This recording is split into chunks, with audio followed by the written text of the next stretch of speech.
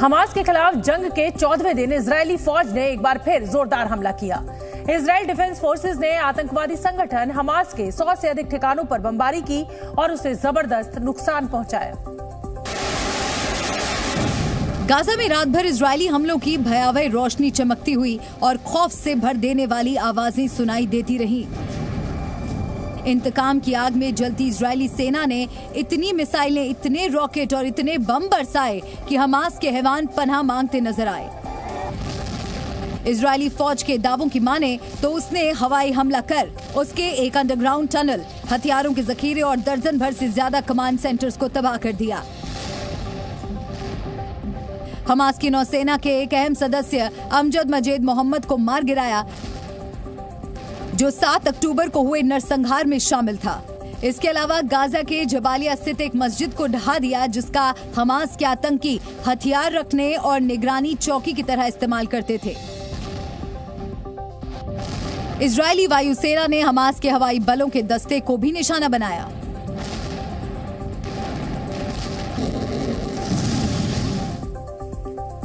Israeli सेना ने सबसे ज्यादा हमले गाजा पट्टी के खान यूनिस पर किए।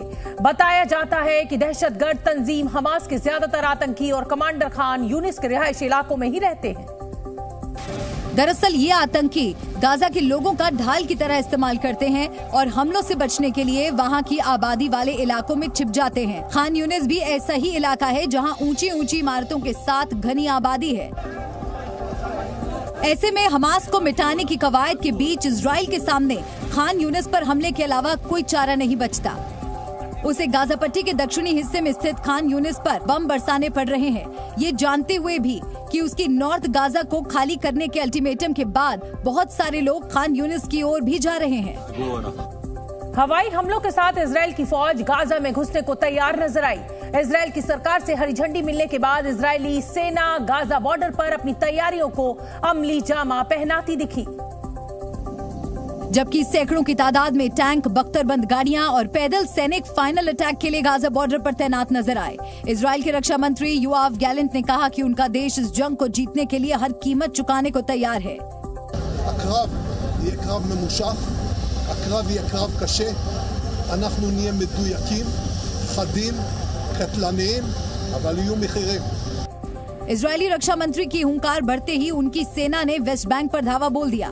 वेस्ट बैंक के एली स्थित एक गैस स्टेशन के पास हमला कर हमास के 4 आतंकियों को मौत की नींद सुला दिया। जानकारी के मुताबिक ये वही आतंकी थे जिन्होंने इसी साल जून में इजरायली सेना पर जानलेवा हमला किया था। इजरायल और हमास के बीच फाइनल एनकाउंटर से पहले इजरायली प्रधानमंत्री बेंजामिन नेतन्याहू गाजा बॉर्डर पहुंचे और गोलानी ब्रिगेड के सैनिकों से मिले। मुलाकात के दौरान उन्होंने इजरायली सैनिकों का हौसला भी बढ़ाया और हमास पर आखिरी प्रहार की मुनादी करते हुए कहा कि शेर हैं, शेरों की तरह लड़े हैं, शेरों की तरह ही लड़ेंगे।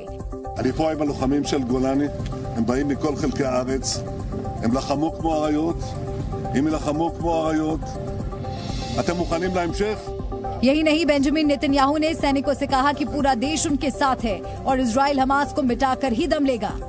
כל עם ישראל עומד מאחוריכם, ואנחנו ניתן את המכה הקשה לאויבים שלנו כדי שנשיג ניצחון לניצחון. מוכנים? כן! नेतन्याहू ने गाजा के पास असेंबली पॉइंट में आईडीएफ गोलानी ब्रिगेड की 51वीं बटालियन के सैनिकों से मुलाकात कर जाहिर कर दिया कि इस बार हमास की खैर नहीं। जमीनी हमले के लिए तैयार इजरायली सेना ने हमास और हिजबुल्लाह की ओर से दागे जा रहे रॉकेट से बचने के लिए अपने ब्रह्मास्त्र को भी मैदान जंग में उतार दिया है। इजरायल का ये ब्रह्मास्त्र आयरन डोम से भी खतरनाक बताया जाता है, जिसका नाम है iron beam missile defence system. इस मिसाइल रक्षा प्रणाली को राफेल ने तैयार किया है और ये यूएएस यानी मानव रहित हवाई प्रणालियों, CUAS यानी काउंटर मानव रहित हवाई प्रणालियों, टैंक रोधी मिसाइलों के अलावा रॉकेट, तोपखाने और मोर्टार को बेअसर कर सकता है। ये खुद और अन्य रक्षा प्रणालियों के साथ मिलकर काम करता है। Iron beam missile defence system का निशाना बेहद सटीक होता है, जबकि ये सुरक्षा बलों और नागरिकों की रक्षा करने में बेहद उपयोगी है। इजराइल के पास कई एयर डिफेंस सिस्टम है। आयरन बीम भी ऐसा ही एक सिस्टम है जिससे किसी भी हवाई हमले से निपटा जा सकता है। पहले बताया जा रहा था कि iron beam missile defence system को 2025 तक लॉन्च किया जाएगा, लेकिन अब युद्ध को देखते हुए इसे पहले ही जंग के मैदान में उतारा जा रहा है। इस बेहद खतरनाक हथियार की झलक इजरायल ने पिछले साल पूरी दुनिया को दिखाई थी, जिसके बाद से ही इसे लेकर चर्चाओं का बाजार गर्म था। लेकिन हमास के खिलाफ जंग में इजरायल ने आयरन बीम को उतारकर अपने इरादे जाहिर कर दिए हैं। वहीं जानकारी के मुताबिक इजरायल का आयरन बीम दुश्मन की तरफ से आने वाले किसी भी प्लेन, मोर्टार, मिसाइल या फिर बम को ढेर कर सकता है। ये सिर्फ 1 सेकंड में किसी भी हवाई हमले को नाकाम कर सकता है। ये सिस्टम भी आयरन डोम की तरह है, लेकिन उससे काफी ज्यादा सस्ता है। आयरन डोम की एक मिसाइल की कीमत करीब 50 लाख रुपए है। ऐसे में इजराइल के लिए आयरन बीम एक बड़े और सस्ते हथियार के तौर पर कारगर साबित होगा।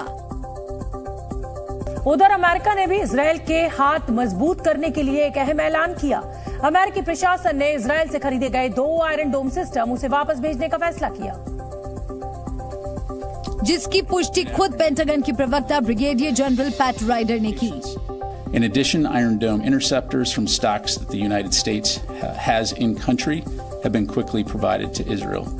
And in the days ahead, we will be flowing additional Iron Dome interceptors so that Israel has the capabilities they need to sustain their Iron Dome defense systems and protect their citizens and cities from rocket attacks. इसके अलावा America ने Israel को युद्ध सामग्री और सैन्य सहायता की पहली खेप भेजनी शुरू कर दी। लगभग हर दिन अमेरिका से सटीक निशाना साधने वाले हथियार, छोटे बम, 155 मिलीमीटर तोपखाने, गोला बारूद और दूसरे महत्वपूर्ण उपकरण इजराइल भेजे जा रहे हैं। जाहिर है आतंकी संगठन हमास के खिलाफ अमेरिका मिडिल ईस्ट में अपने अहम सहयोगी इजराइल के हाथ मजबूत करने की पूरी कवायद में जुटा है, लेकिन ये कवायद अमेरिका को भी भारी पड़ रही है। इराक की पुलिस ने 19 अक्टूबर को बताया कि बगदाद के अंतर्राष्ट्रीय हवाई अड्डे के पास अमेरिकी सेना के एक बेस पर रॉकेट से हमला किया गया। अमेरिकी रक्षा विभाग के मुख्यालय पेंटागन के प्रवक्ता ब्रिगेडियर जनरल पैट राइडर ने इजराइल हमास युद्ध से इन हमलों का कोई संबंध होने से इनकार किया। वहीं सीरिया में 18 अक्टूबर को अल तनफ गैरिसन पर एक ड्रोन हमला हुआ। इसमें अमेरिकी सैनिकों को मामूली चोटें आईं, जबकि एक ड्रोन को मार गिराया गया। गौरतलब है कि अमेरिका के इराक में 2500 और सीरिया में 900 से ज्यादा सैनिक हैं। इजराइल हमास युद्ध के बीच बढ़ते तनाव से इन सैनिकों पर हमले बढ़ रहे हैं, तो शायद यही वजह है कि अमेरिकी राष्ट्रपति जो बाइडेन ने पिछले 2 हफ्तों में अपनी नेवी को भूमध्य सागर भेजा, जिसमें कैरियर वॉरशिप और करीब 2000 नौसैनिक शामिल हैं। हमास और इजराइल के बीच जारी जंग की आग अरब देशों में न फैले, इसे देखते हुए अमेरिका ने भूमध्य सागर में अपने युद्धपोत को तैनात कर दिया। लेकिन ऐसा लगता नहीं कि इजराइल के दुश्मन चुप बैठने वाले हैं।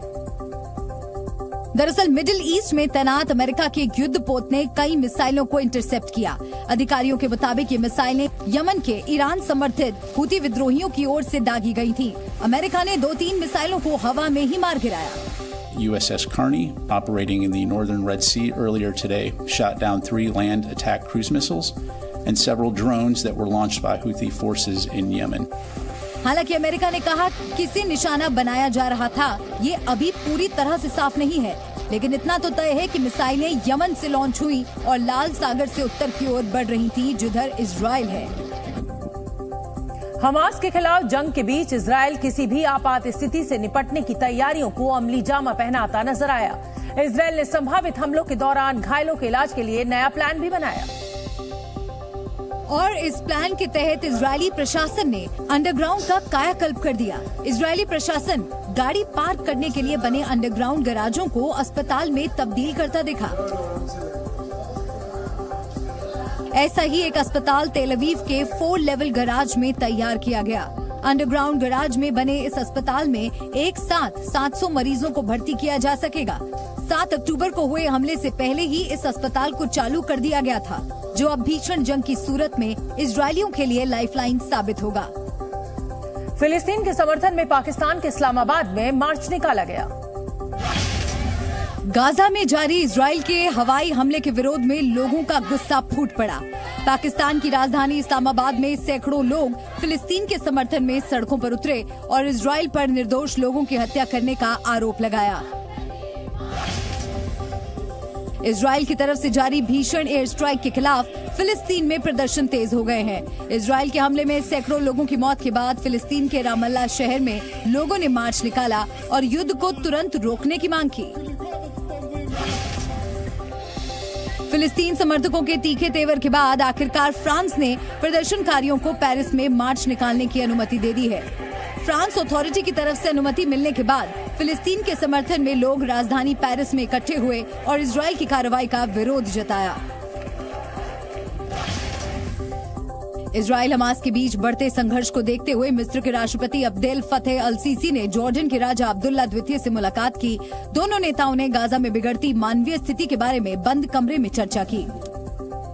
इजराइल हमास जंग के बीच अमेरिकी राष्ट्रपति जो बाइडेन का एक बड़ा बयान सामने आया है। बाइडेन ने हमास के साथ रूस के राष्ट्रपति व्लादिमीर पुतिन को लोकतंत्र के लिए बड़ा खतरा बताया और इजराइल पर हमास के हमले को रूस यूक्रेन युद्ध से जोड़ दिया। जो बाइडेन ने कहा कि हमास और पुतिन दोनों ही पड़ोसी मुल्कों के लोकतंत्र को खत्म करना चाहते हैं, जो एक बड़ा खतरा है। Hamas and Putin represent different threats, but they share this in common. They both want to completely annihilate a neighboring democracy, completely annihilate it. इस दौरान जो बाइडेन ने हमास को घेरते हुए ये दावा भी किया कि हमास ने फिलिस्तीनी नागरिकों का इस्तेमाल किया और वो उनका प्रतिनिधित्व नहीं करता। Hamas does not represent the Palestinian people. Hamas uses Palestinian civilians as human shields, and innocent Palestinian families are suffering greatly because of them. Joe Biden ने कहा कि दूसरे हिस्सों में संघर्ष और अराजकता न फैले, इसके लिए ऐसे लोगों को रोकना जरूरी है। हमास और पुतिन पर हमले के साथ ही जो बाइडेन ने इजराइल को भी बड़ी नसीहत दी। बाइडेन ने कहा कि समय कितना भी कठिन क्यों ना हो, लेकिन हम शांति नहीं छोड़ सकते। लिहाजा इजराइल को भी गुस्से पर काबू पाना होगा और शांति के समाधान के साथ की राजनीति दुनिया के लिए खतरा है, जिसका अमेरिका समर्थन नहीं करता। इसके साथ ही जो बाइडेन ने यूक्रेन और इजराइल को अमेरिका के लिए अहम बताया। बाइडेन ने कहा था कि अगर अमेरिका यूक्रेन से दूर गया तो खतरा बढ़ेगा और इजराइल से भी अमेरिका मुंह नहीं मोड़ सकता। American alliances are what keep us, America, safe. American values are what make us a partner that other nations want to work with. To put all that at risk, if we walk away from Ukraine, we turn our backs on Israel, it's just not worth it. Joe Biden ने इसे America की राष्ट्रीय सुरक्षा की जरूरतों से जोड़ते हुए दोनों देशों को आर्थिक मदद देने का दावा भी किया। यूक्रेन से जंग पर जो बाइडेन ने पुतिन को घेरा तो रूस ने भी अमेरिका पर पलटवार करने में देर नहीं लगाई।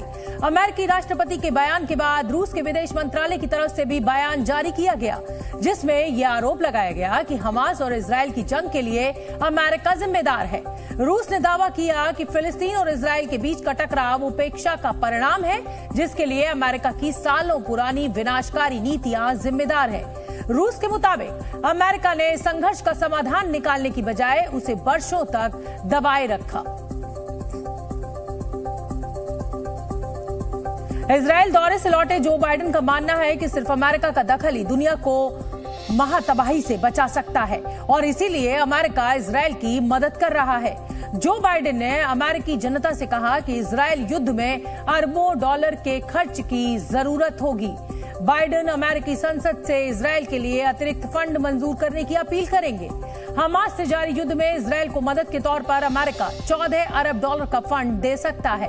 अमेरिका ने अपने 2000 सैनिकों को अलर्ट पर रखा हुआ है, जिन्हें जरूरत पड़ने पर इजराइल भेजा जा सकता है। इससे पहले अमेरिका ने गोला बारूद से लैस प्लेन और गेराल्ड आर फोर्ड युद्धपोत इजराइल भेजा था। अमेरिका ने इजराइल को अर्लेबर्ग डिस्ट्रॉयर मिसाइल्स भी दी है। साथ ही अमेरिका कैरियर स्ट्राइक ग्रुप भी इजराइल के लिए रवाना हो चुका है। इजराइल हमास जंग के बीच इजराइल ने अल-अक्सा मस्जिद की सुरक्षा को बढ़ा दिया है, जिसकी घोषणा इजराइल की रक्षा मंत्रालय की तरफ से की गई है। किरियत शमोना शहर दक्षिणी लेबनान के पास का इलाका है, जहां करीब 20,000 से ज्यादा की इजरायली लोगों की आबादी है। इजराइल और हमास जंग के बीच हिजबुल्लाह के हमलों का खतरा इस इलाके में बढ़ता जा रहा है, जिसे देखते हुए इजराइल ने वहां से अपने नागरिकों को फौरन हटाने का फैसला किया है। वहीं इस जंग के बीच दक्षिणी लेबनान की सीमा से लगे इन इलाकों पर हो रही बमबारी की तस्वीरें भी सामने आईं, जहां जगह जगह भारी धमाके होते दिखाई दिए। दक्षिणी लेबनान के कई इलाकों में बमबारी के बाद आग लगी दिखाई दी। साथ ही वहां से उठता धुआं भी कई किलोमीटर दूर तक फैला नजर आया।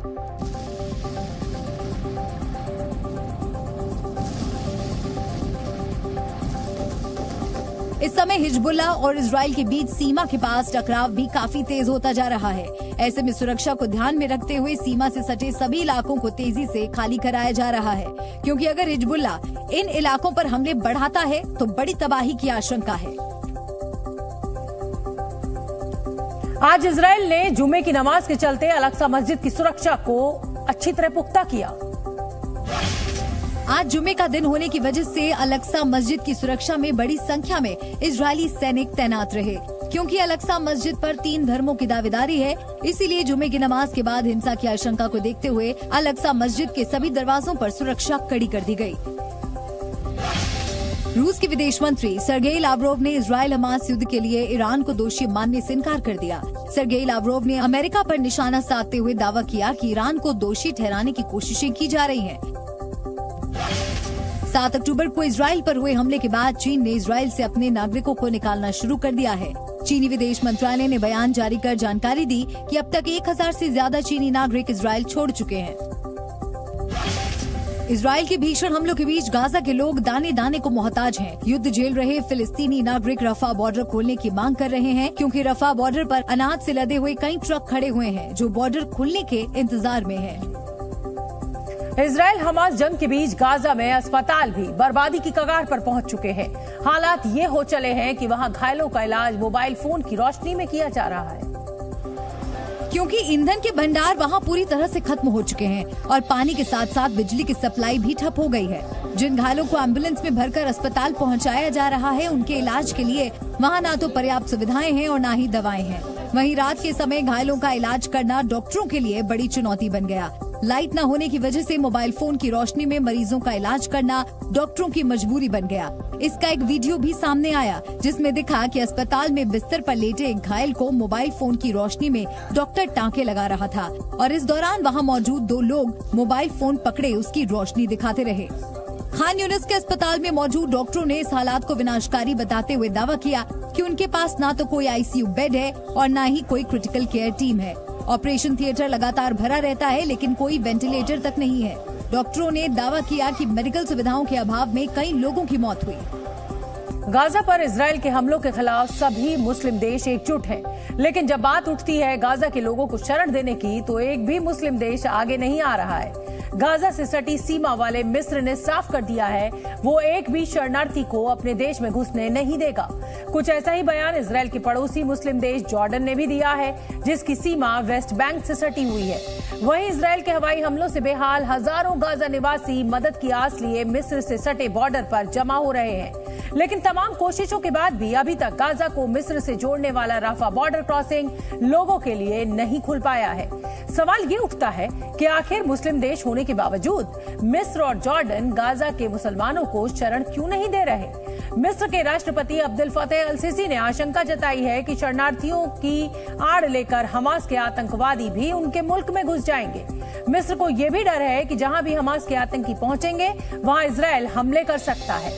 ईरान, इराक, तुर्की और कतर समेत मिडिल ईस्ट के तमाम देश फिलिस्तीन के समर्थन और इजराइल के विरुद्ध बयानबाजी तो कर रहे हैं, लेकिन कोई भी देश गाजा के शरणार्थियों की समस्या पर अपना मुंह नहीं खोल रहा है। यहां तक कि फिलिस्तीन को युद्ध की आग में झोंकने वाले हमास के आका भी शरणार्थियों की समस्या पर चुप्पी साधे हुए हैं। गाजा पट्टी के देर अल बला में गैस स्टेशन पर लोगों की भीड़ दिखाई दी। बताया गया कि इजराइल हमास की जंग के बीच मानवीय संकट से घिरे गाजा में अब तेल का संकट भी गहरा गया है। ऐसे में लोग पेट्रोल और डीजल के लिए लंबी कतारों में खड़े दिखाई दिए। गाजा के देर अल बला इलाके में तेल भरवाने के लिए जितनी लंबी गाड़ियों की लाइन, उससे कहीं ज्यादा भीड़ पैदल लोगों की थी, जो हाथों में कंटेनर लिए अपनी बारी का इंतजार करते दिखाई दिए। ये जंग का असर है जो बर्बाद हुई इमारतों में रहने वालों को घेरे खड़ा है। पेट्रोल स्टेशन पर लोगों को 20 लीटर पेट्रोल के लिए 6-6 घंटे लाइन में खड़ा होना पड़ रहा है। ولا بنزين ولا غاز ولا سولار ولا حاجة. الناس صارت تطبخ على الحطب، وصلت للعصر الحجري. गाजा में जरूरत की लगभग हर चीज की किल्लत हो गई है। लोग एक जगह से दूसरी जगह राहत की उम्मीद में भटक रहे हैं, लेकिन गाजा में हर जगह हालात एक से हैं। इजरायल हमास युद्ध का भारत की अर्थव्यवस्था पर कोई असर नहीं पड़ेगा। आरबीआई गवर्नर शक्तिकांत दास ने भारत को आर्थिक रूप से मजबूत बताया। उन्होंने दावा किया कि इजरायल हमास जंग से हम प्रभावित हो सकते हैं, लेकिन भारत की अर्थव्यवस्था पर इसका असर नहीं पड़ेगा। कांग्रेस नेता प्रियंका गांधी ने राजस्थान के दौसा में चुनावी रैली को संबोधित करते हुए केंद्र सरकार पर निशाना साधा। उन्होंने आरोप लगाया कि जो लोग ओल्ड पेंशन स्कीम यानी ओपीएस का पैसा नहीं दे रहे हैं, वही लोग अपने मान सम्मान को बढ़ाने के लिए 8,000 करोड़ का हवाई जहाज खरीद रहे हैं। महाराष्ट्र के मुख्यमंत्री एकनाथ शिंदे की शिवसेना ने दशहरा रैली का टीजर जारी कर दिया है। टीजर में बाला साहब ठाकरे के साथ राम मंदिर का भी जिक्र किया गया है। दिल्ली एनसीआर में ठंड शुरू होने से पहले ही प्रदूषण का स्तर बढ़ गया है। प्रदूषण की वजह से लोग बीमार पड़ रहे हैं और अस्पतालों में खांसी और दम घुटने की शिकायत लेकर पहुंचने वाले मरीजों की संख्या में इजाफा हुआ है।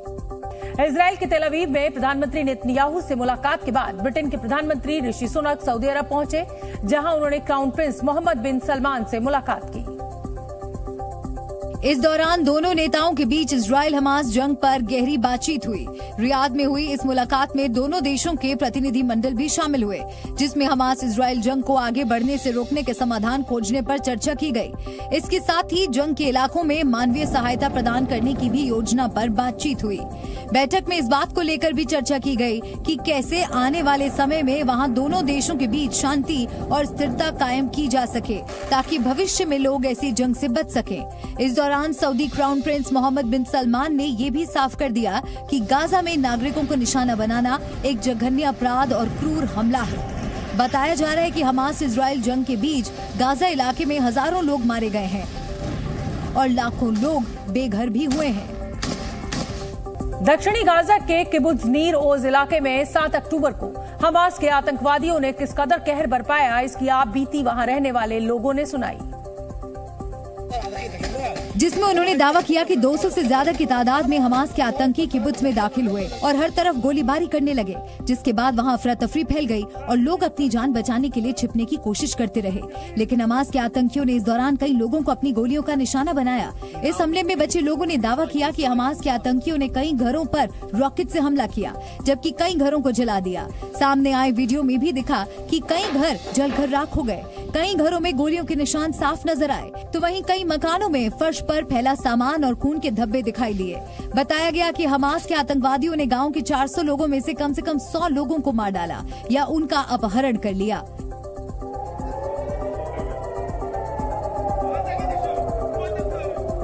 वहीं तेल अवीव में भी दहशत का सायरन लगातार बज रहा है। वहां रॉकेट से लगातार हो रहे हमले और बमों की बौछार से लोग दहशत में हैं। इस हमले की वजह से वहां कई इलाके बुरी तरह से प्रभावित हुए हैं।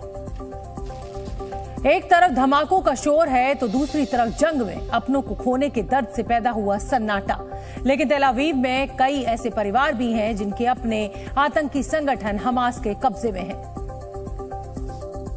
और उनकी कोई खबर अब तक नहीं मिली है। हमास ने 7 अक्टूबर को इजरायल के कई नागरिकों को बंधक बना लिया और अब वो लोग अपने परिजनों की रिहाई की अपील कर रहे हैं। There are innocent civilians, innocent children in hard conditions.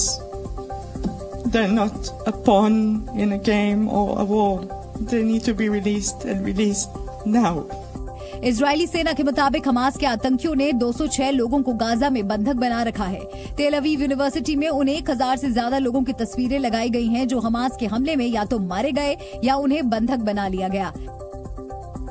इन तस्वीरों को यूनिवर्सिटी के हॉल की खाली सीटों पर लगाया गया था। जो मारे गए वो कभी लौटकर नहीं आएंगे, लेकिन जो इस वक्त आतंक को पोसने वाले बाजुओं से घिरे हैं, उनकी फिक्र है जो जहन को हर रोज खाई जाती है। वहीं हिंदुस्तान में इजरायल के समर्थन में लोग टैटू बनवा रहे हैं ताकि ये याद जिंदा रह सके कि इतने विकास के बाद भी दुनिया ने जंग की ये त्रासदी देखी। और चलिए एक बार फिर जल्दी से इजरायल और हमास जंग का लेटेस्ट अपडेट आपको बता देते हैं। गाजा में जमीनी हमले की तैयारी के बीच इजरायली विदेश मंत्री ने कहा है कि हमास के बंकरों को कब्रिस्तान बना देंगे। वहीं हमास के एक आतंकी ने आईडीएफ के सामने सरेंडर से इनकार करते हुए खुद को उड़ा लिया। इजराइल के मंत्री एवी डाइचर ने कहा कि हमास ने जानवरों की तरह बर्ताव किया और अब इजराइल हमास को जानवरों की तरह मारेगा। हमास के पूर्व प्रमुख ने कहा उनके पास इजरायली सैनिक भी बंधक हैं जो इजराइल को झुकाने के लिए काफी हैं।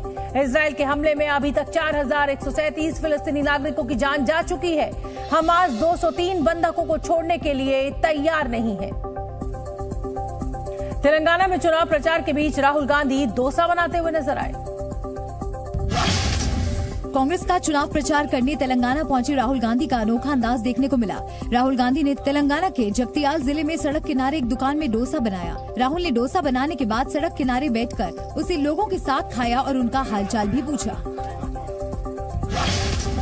मिजोरम विधानसभा चुनाव के लिए बीजेपी ने 40 स्टार प्रचारकों की लिस्ट जारी कर दी है। मिजोरम में प्रधानमंत्री नरेंद्र मोदी के अलावा जेपी नड्डा, राजनाथ सिंह और गृह मंत्री अमित शाह पार्टी के लिए चुनाव प्रचार करेंगे। निठारी हत्याकांड का आरोपी मोनिंदर सिंह पंढेर को ग्रेटर नोएडा की लुक्सर जेल से रिहा कर दिया गया है। कोर्ट ने कहा पुलिस सबूत देने में असफल रही, जिसकी वजह से मोनिंदर सिंह पंढेर को दोष मुक्त करार दिया गया। उत्तर प्रदेश के गाजियाबाद में रैपिड रेल स्टेशन से प्रधानमंत्री मोदी ने हरी झंडी दिखाई और इसी के साथ देश की पहली रैपिड रेल पटरी पर दौड़ पड़ी। बताया गया कि भारत की पहली रैपिड रेल को नमो भारत के नाम से जाना जाएगा, जिसका उद्घाटन करने आज पीएम मोदी गाजियाबाद के साहिबाबाद में रैपिड रेल स्टेशन पहुंचे। स्टेशन पर देश की पहली रैपिड रेल सजी धजी सफर करने को तैयार खड़ी थी, जिसने पीएम की हरी झंडी दिखाते ही रफ्तार पकड़ ली। इस दौरान पीएम मोदी के साथ यूपी के सीएम योगी आदित्यनाथ और केंद्रीय मंत्री हरदीप सिंह पुरी भी मौजूद थे। साहिबाबाद रैपिड रेल स्टेशन से पायलट ट्रेन को रवाना करने के बाद पीएम मोदी खुद भी देश की पहली रैपिड रेल के पहले यात्री बने। पीएम मोदी ने यूपीआई से ट्रेन का टिकट खरीदा और उन्होंने बच्चों के साथ नमो भारत ट्रेन में सफर किया। इस सफर के दौरान पीएम मोदी ने ट्रेन के चालक दल, जिसमें महिलाएं भी शामिल थीं, और छात्रों से बातचीत की। प्रधानमंत्री मोदी ने रैपिड रेल के प्रायोरिटी यानी प्राथमिकता वाले सेक्शन का उद्घाटन करने के बाद साहिबाबाद में जनता का अभिवादन किया और नमो भारत को देश की आर्थिक ताकत का प्रतीक कहा। पीएम मोदी ने कहा कि इस शताब्दी का ये तीसरा दशक भारतीय रेल के कायाकल्प का दशक है। मैं आज की युवा पीढ़ी को गारंटी देना चाहता हूं, इस दशक के अंत तक आप भारत की ट्रेनों को दुनिया में किसी से भी पीछे नहीं पाएंगे। और जनता को इस गारंटी पर पीएम मोदी ने भरोसा दिलाया। और मुझे छोटे सपने देखने की आदत नहीं है और न ही मुझे मरते मरते चलने की आदत है। रैपिड रेल को आर्थिक कॉरिडोर के रूप में ही नहीं बल्कि आने वाले चुनाव के लिहाज से भी अहम माना जा रहा है। पीएम ने कहा कि पहले फेज में दिल्ली, यूपी, हरियाणा और राजस्थान के कई शहर नमो भारत ट्रेन से जुड़ने वाले हैं। अब मैंने राजस्थान बोल दिया तो अशोक गहलोत जी की नींद खराब हो जाएगी। वर्ष 2019 में पीएम मोदी ने रैपिड रेल के दिल्ली, गाजियाबाद, मेरठ कॉरिडोर की नींव रखी थी। उत्तर प्रदेश के साथ साथ रैपिड रेल का नेटवर्क देश के दूसरे राज्यों में भी फैलेगा, लेकिन फिलहाल नमो भारत का मेरठ से दिल्ली तक का पूरा कॉरिडोर जून 2025 में बनकर तैयार हो जाएगा, जिसके बाद मेरठ से दिल्ली आने जाने वाले लोगों को सहूलियत होगी। पूरी तरह बन जाने के बाद रैपिड एक्स का कुल रूट 82 किलोमीटर लंबा होगा। 82 किलोमीटर लंबे रूट पर कुल 25 स्टेशन होंगे। इस प्रोजेक्ट पर 30,274 करोड़ रुपए की लागत आएगी। अभी जो पहला फेज है वो शुरू हो रहा है साहिबाबाद, गाजियाबाद, गुलधर, दुहाई और दुहाई डिपो। 17 किलोमीटर का इस वक्त वो डिस्टेंस होगा। लगभग 13 से 14 मिनट लिए जाएंगे। रैपिड एक्स में कुल 6 कोच होंगे। इनमें एक प्रीमियम कोच होगा और 5 स्टैंडर्ड कोच होंगे। जैसा कि नाम से ही साफ है, प्रीमियम कोच में चलने वाले लोगों को ज्यादा और बेहतर सुविधाएं मिलेंगी, लेकिन प्रीमियम कोच में सफर करने के लिए लोगों को किराया भी ज्यादा चुकाना होगा। इस ट्रेन में एक खास कोच होने वाला है। इस वक्त जो सीट्स हैं, वो सीट्स में कुछ अलग खास कुशनिंग की गई है। इस प्रीमियम कोच में पैर रखने के लिए जो भी खास तरह से जो इस वक्त स्टैंड दिया गया है, जो किराया होगा, कुछ अलग होगा, ज्यादा रोशनी नहीं चाहिए, धूप आ रही है तो ये इस वक्त जो शील्ड है उसको भी आप डाउन कर सकते हैं। स्पीड और सुविधाओं के मामले में रैपिडेक्स को मेट्रो से भी बेहतर बताया जा रहा है। जानकारी के मुताबिक नमो भारत को भविष्य में दिल्ली से हरियाणा और दिल्ली से राजस्थान के रूट पर भी चलाने की योजना है। नमो भारत 160 किलोमीटर प्रति घंटे की रफ्तार से चलेगी। नमो भारत 60 मिनट में 100 किलोमीटर तक का सफर तय कर सकती है। अभी मेरठ पहुंचने में 1.5 घंटे का वक्त लग जाता है। इस ट्रेन के चलने के बाद ये सफर 35 मिनट में पूरा होगा। नमो भारत में कुल 6 कोच होंगे और पूरी ट्रेन में 400 से ज्यादा लोगों के बैठने का इंतजाम होगा। आरामदायक सीट, सामान रखने के लिए रैक के साथ साथ मोबाइल चार्जिंग की सुविधा भी मिलेगी। इसके अलावा ट्रेन में एसी, वेंटिलेशन और ऑटो लाइटिंग सिस्टम जैसी सुविधाएं भी हैं। हर ट्रेन में एक डिब्बा महिलाओं के लिए रिजर्व होगा, जिसमें एक सुरक्षा कर्मी भी तैनात रहेगा। इसके अलावा हर कोच में 10-10 सीटें महिलाओं के लिए रिजर्व रहेंगी। प्रीमियम कोच का न्यूनतम किराया 40 रुपए होगा। साहिबाबाद से दुहाई तक के लिए प्रीमियम कोच के यात्रियों को 100 रुपए चुकाने होंगे। वहीं स्टैंडर्ड कोच का न्यूनतम किराया 20 रुपए होगा। साहिबाबाद से दुहाई तक के लिए स्टैंडर्ड कोच के यात्रियों को 50 रुपए देने होंगे। इसरो देश के पहले मानव मिशन गगनयान के परीक्षण की तैयारी कर रहा है, जिसके तहत शनिवार को अंतरिक्ष एजेंसी आंध्र प्रदेश के श्रीहरिकोटा से क्रू एस्केप सिस्टम का टेस्ट फायर करेगी। यानी सरल भाषा में कहें तो ये परीक्षण अंतरिक्ष यात्रियों की सुरक्षा सुनिश्चित करने के लिए किया जाएगा। इस परीक्षण के दौरान रॉकेट के जरिए क्रू मॉड्यूल की एक रेप्लिका को पृथ्वी की सतह से 400 किलोमीटर ऊपर कक्षा में अंतरिक्ष में भेजा जाएगा और उसे सुरक्षित फिर से पृथ्वी पर वापस लाया जाएगा। इस टेस्ट को कल सुबह 8 बजे श्रीहरिकोटा स्थित लॉन्च पैड से अंजाम दिया जाएगा। ट्रायल के दौरान सिर्फ रॉकेट को फायर किया जाएगा और उसमें कोई अंतरिक्ष यात्री नहीं होगा। अंतरिक्ष में वास्तविक मानव मिशन भेजने से पहले इसरो ऐसे कई परीक्षण करेगा ताकि अंतरिक्ष यात्रियों की सुरक्षा को सुनिश्चित किया जा सके। सब तैयारियां दुरुस्त रही तो भारत का गगनयान साल 2025 में अंतरिक्ष यात्रा पर निकलेगा। लेकिन उसके पहले जो कल अहम परीक्षण होने वाले हैं, उसमें क्या कुछ होगा, कैसे होगा, आइए आपको समझाते हैं। टेस्ट फ्लाइट के लिए एक सिंगल स्टेज लिक्विड रॉकेट का इस्तेमाल किया जाएगा। ये रॉकेट क्रू मॉड्यूल और क्रू एस्केप सिस्टम को लेकर ऊपर जाएगा। क्रू एस्केप सिस्टम यानी CES रॉकेट के ऊपरी हिस्से में फिट होगा, जो समुद्र में गिरने से पहले क्रू मॉड्यूल सिस्टम को अंतरिक्ष में लॉन्च करेगा। क्रू एस्केप और क्रू मॉड्यूल सिस्टम 11.7 किलोमीटर की ऊंचाई पर रॉकेट से अलग हो जाएंगे। टेस्ट व्हीकल से अलग होने के बाद क्रू एस्केप सिस्टम थोड़ी देर के लिए नीचे पहुंचेगा। इसके बाद crew module system crew escape system से अलग हो जाएगा। क्रू मॉड्यूल का सेपरेशन 16.6 किलोमीटर पर शुरू होगा। जब क्रू मॉड्यूल अलग हो जाएगा तो ये ऊपर की ओर मुड़ जाएगा और इसके बाद क्रू मॉड्यूल सिस्टम में लगे एक जोड़ी पैराशूट खुलेंगे, जो तेजी से आगे बढ़ने वाले क्रू मॉड्यूल की गति को कम कर देंगे। इसके बाद तय समय पर बड़ा पैराशूट खुलेगा, जो समुद्र में गिरने से पहले क्रू मॉड्यूल की रफ्तार को कम कर देगा। क्रू मॉड्यूल श्रीहरिकोटा तट से करीब 10 किलोमीटर दूर समुद्र में उतरेगा। वहां तैनात नौसेना की टीम क्रू मॉड्यूल को वहां से निकालकर बाहर लाएगी, जबकि क्रू एस्केप सिस्टम और रॉकेट के बाकी हिस्से समुद्र में डूब जाएंगे।